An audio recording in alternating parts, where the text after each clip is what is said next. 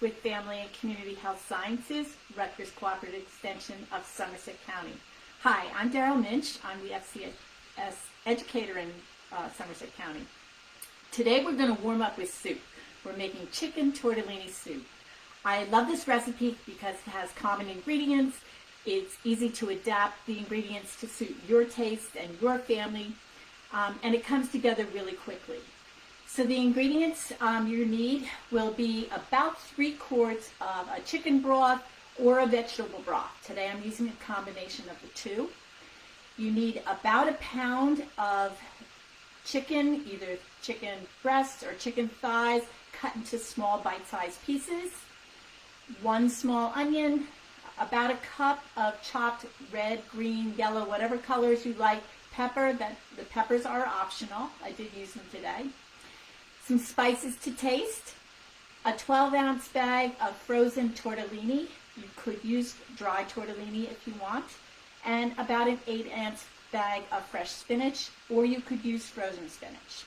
So to get this soup started a little quicker, I have added to my pot about 1 cup of the red and green peppers, I like the color, and a chopped onion. So I've already been cooking this to get it sauteed nicely. That takes about 10 minutes. You don't want it really to brown, you just want it to be sauteed till the vegetables are soft. So those are my vegetables. If you would like to have additional vegetables such as carrots or celery in here, you could add those at this time as well. So you're going to saute those up first. Then we're going to add some chicken or vegetable stock, and I'm going to talk about that more, but I have about 3 quarts of mine is mixed. So let's set that aside.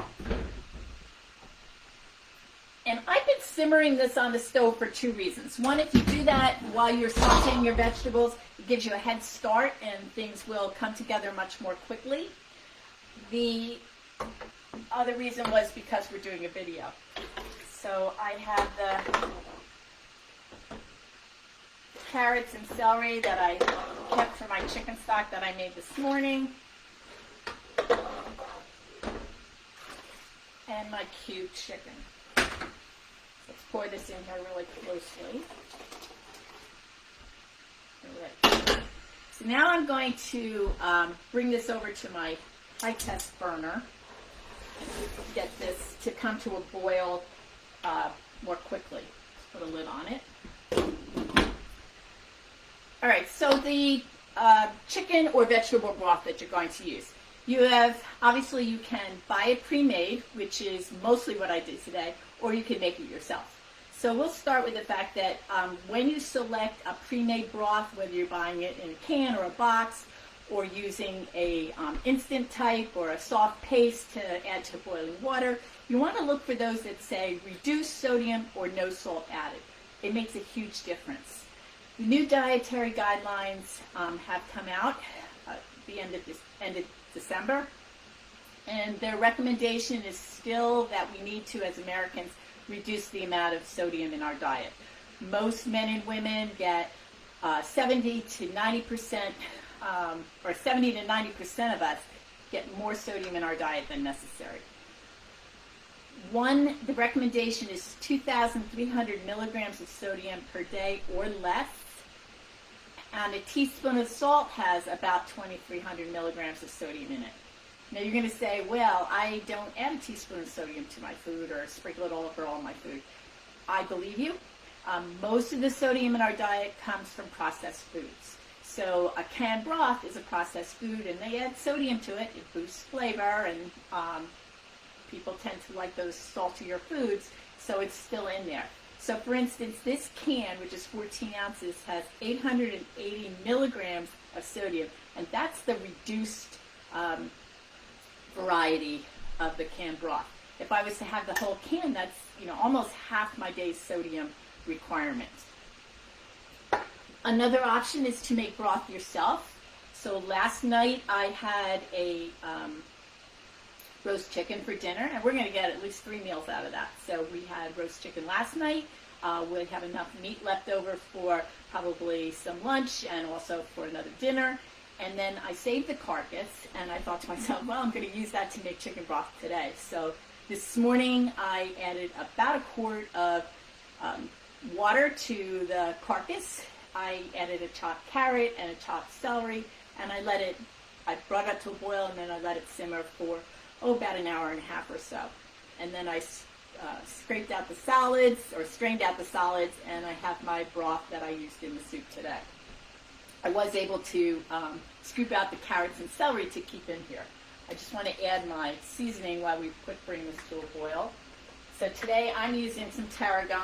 I'm going to use about a quarter teaspoon of tarragon leaves. Let's just do this.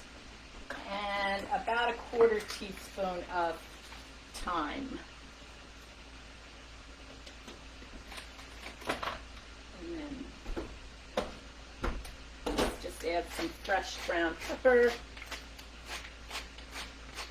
to this dish as well. Give this a quick stir. And again, I'm waiting to bring this back up to a boil so I can add my tortellini. Now, if I was making this, off camera, I probably would have added the chicken at this point in time so it could simmer and cook. It doesn't have to cook for long because I cut it pretty small. Just want to make sure the chicken is fully cooked. But again, I had that simmering before. So my broth is already up to a boil. Awesome. Now we're going to add the tortellini. So we're using frozen. This is a 1 pound bag, so I'm not going to use the entire bag. I'm going to use about 3/4 of it.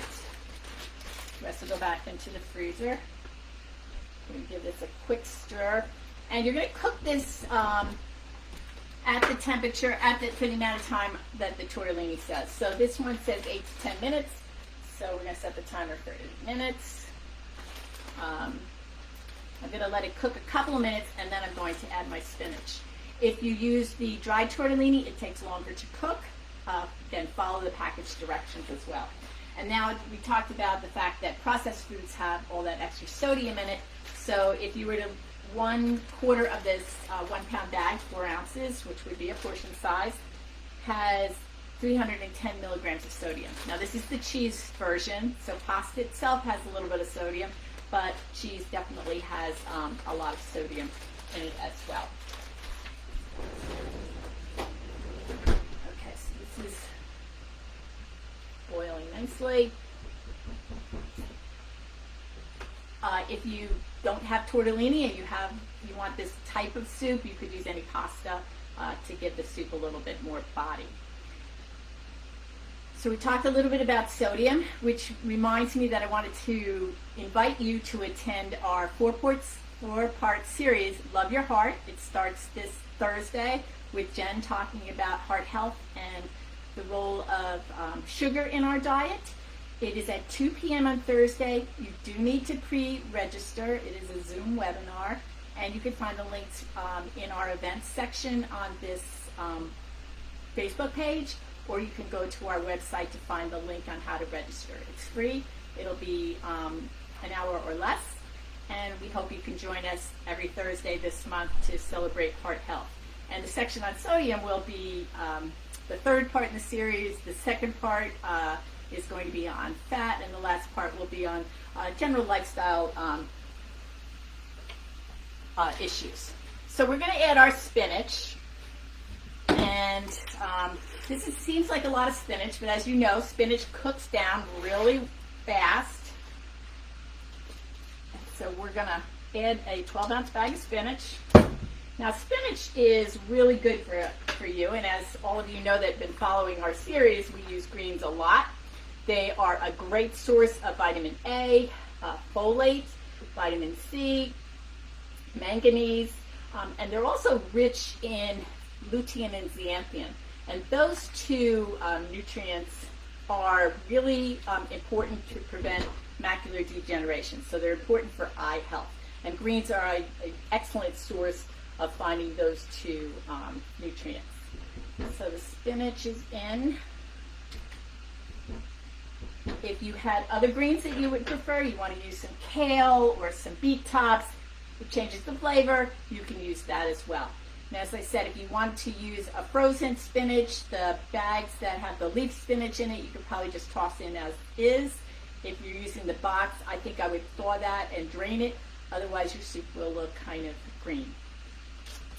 So when you're buying fresh spinach, you can buy it sometimes as a head, all leafy, but most often we get it in some sort of bag. It's important to read the labels on these. So this one says thoroughly washed, ready to eat. That means I do not need to wash it. And the food science experts say do not wash it because it's an opportunity for us to add bacteria into the product at home when it's already been washed thoroughly here. But unfortunately, we have both the ready-to-eat things in plastic bags like this, and we have the must-be washed. So you have to read the label really carefully. Also, another note is that many of these bags products come in bags that look like this, that have tiny holes in them, and you can use that to microwave the spinach or whatever product it is without taking it out of the bag. Now this one does not have those little holes, and the plastic is not designed for heating, and it clearly states on the back, do not microwave in this plastic bag. So I would have to transfer it to something else. So when you're buying spinach or lettuce in plastic bags like this, you're going to have to read the label. All right, this is smelling delicious. Just going to give this another couple minutes here.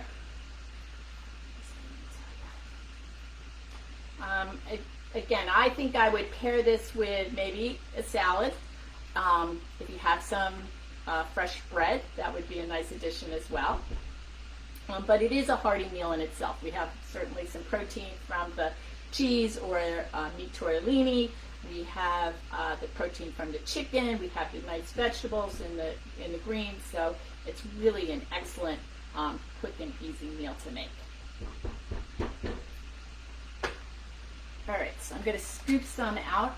As you might guess, it really needs a couple more minutes to cook, but I want to give you an idea. It does look pretty nice already. So